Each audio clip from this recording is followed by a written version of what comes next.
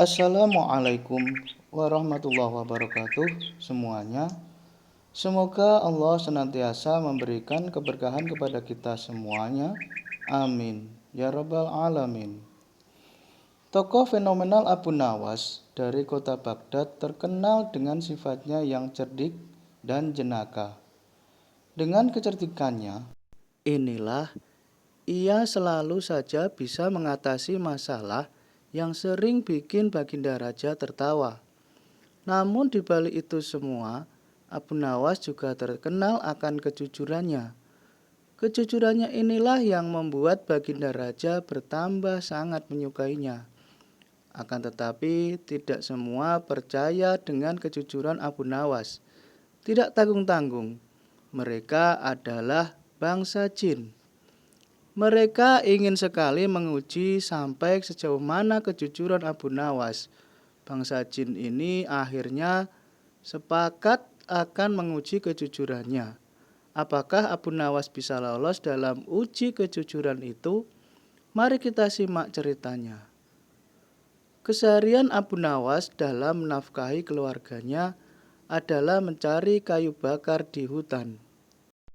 Dengan bermodal kapal andalannya, tiap pagi ia pergi ke hutan untuk menebang kayu. Lalu kayu yang ia dapatkan dibawanya ke pasar untuk dijual. Dari hasil penjualannya inilah uangnya ia gunakan untuk menafkahi keluarganya. Suatu hari saat Abu Nawas sedang berjalan menuju hutan, kapak yang ia biasa bawa terjatuh ke dalam jurang. Tanpa kapaknya, tentu saja Abu Nawas tidak bisa bekerja, sebab itu adalah kapak satu-satunya. Hal ini membuat Abu Nawas merasa sedih. Terpaksa ia pun harus pulang ke rumahnya. Namun, saat dalam perjalanan pulang, tiba-tiba datanglah jin yang menyamar sebagai kakek tua. "Hai, hai anak muda, kenapa kamu terlihat murung?" tanya jin itu berpura-pura. "Kapak saya terjatuh ke jurang, kek. Padahal itu kapak saya satu-satunya. Saya jadi tidak bisa bekerja," jawab Abu Nawas dengan nada sedih. Mendengar jawaban tersebut, muncullah ide pada diri sang jin. Ini saat yang tepat untuk menguji kejujurannya, pikir jin tersebut. "Maukah kau kubantu untuk mengambilkannya?" "Tentu saja mau. Tapi bagaimana caranya, kek? Jurang itu kan dalam sekali," balas Abu Nawas. "Kamu tak perlu tahu bagaimana caranya. Yang aku tanyakan, kamu mau nggak saya bantu mengambil?" tanya jin itu kembali. "Saya mau sekali, kek," jawab Abu Nawas. Maka turunlah jin itu ke bawah jurang. Saat ia hendak mengambil kapak Abu Nawas, tiba-tiba terbersit dalam benak jin untuk mengambil kapak yang lain. Jin tersebut akan menunjukkan kapak yang terbuat dari emas. Ia ingin tahu apa reaksi Abu Nawas. "Wahai anak muda, apakah ini kapakmu?" tanya jin tersebut. "Bukan. Bukan itu, kek. Kapak saya jelek," jawab Abu Nawas. Jin itu pun kembali turun ke jurang. Dan saat ia kembali menemui Abu Nawas, ia menunjukkan kapak yang berbeda. Kali ini kapak yang akan diperlihatkan adalah kapak yang berlapis mutiara dan intan. "Apakah ini kapakmu, wahai anak muda?" tanya jin tersebut.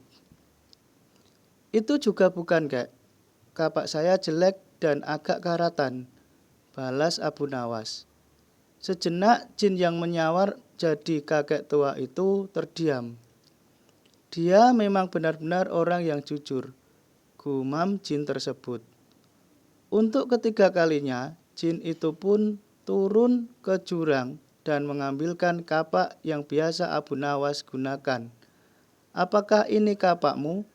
Tanya jin tersebut. Iya, betul kek. Itu kapak saya. Terima kasih sudah menolongku kek, ucap Abu Nawas kegirangan. Jin tersebut sangat kagum dengan kejujuran Abu Nawas. Lalu ia pun berkata, "Hei anak muda, andaikan kamu mengaku kalau kapak emas adalah milikmu, tentu saya akan memberikannya padamu, meskipun saya tahu kalau kamu berbohong," tutur jin tersebut. "Saya tidak mau mengambil sesuatu yang bukan hak saya, kek. Saya adalah orang yang selalu bersyukur dengan apa yang saya miliki. Bagiku, kapak jelek ini adalah rezeki yang luar biasa. Karena dengan kapak ini aku bisa menafkahi keluarga dengan cara yang halal," ujar Abu Nawas. "Dalam kondisimu yang miskin ini kamu tetap bersyukur?" Tanya jin itu heran. "Tentu saja kek, karena rasa syukur inilah yang membuatku senantiasa bersikap jujur," balas Abu Nawas. Jin itu pun tersenyum mendengar penuturan Abu Nawas. "Saya kagum sama kamu wahai anak muda. Karena rasa syukurmu dan kejujuranmu, saya akan hadiahkan kedua kapak ini untukmu," kata jin tersebut. Kemudian jin yang menyamar sebagai kakek tua pergi meninggalkan Abu Nawas. Sementara Abu Nawas pulang dengan membawa 3 kapak. Kapak jelek yang biasa ia gunakan, kapak yang terbuat dari emas, dan kapak yang berlapiskan mutiara dan intan. Namun ujian yang dihadapi Abu Nawas tidak terhenti sampai di situ. Di hari berikutnya, saat ia kembali menebang pohon di hutan, jin yang pernah menolong Abu Nawas terus mengawasi gerak-geriknya. Saya akui, Abu Nawas bukanlah orang yang mudah tergoda oleh harta. Tapi, bukankah lelaki paling mudah tergoda bila dihadapkan dengan wanita? Aha, aku punya ide lagi untuk mengujinya, kata jin tersebut. Ketika Abu Nawas masih sibuk mencari kayu di hutan, jin itu mendapati istri Abu Nawas sedang mencuci. Tanpa pikir panjang, jin itu segera menculiknya dan menyembunyikannya di alam jin. Beberapa lama kemudian, pulanglah Abu Nawas dengan membawa kayu yang banyak. "Wahai istriku, aku sudah pulang. Aku membawa kayu banyak sekali," teriak Abu Nawas kegirangan. Berkali-kali Abu Nawas memanggil istrinya, namun tidak ada jawaban sama sekali. Abu Nawas pun menjadi jengkel. Lalu ia mencari istrinya di belakang, tapi istrinya tidak ada. Ia hanya mendapati tumpukan cucian yang belum sempat diselesaikan. "Jangan-jangan istriku jatuh sakit," pikir Abu Nawas khawatir. Ia segera bergegas menuju kamar. Akan tetapi di kamar pun istrinya tidak ada. Abu Nawas menjadi panik. Ia lalu mencoba mencarinya ke seluruh ruangan. Namun tetap saja istrinya tidak ditemukan.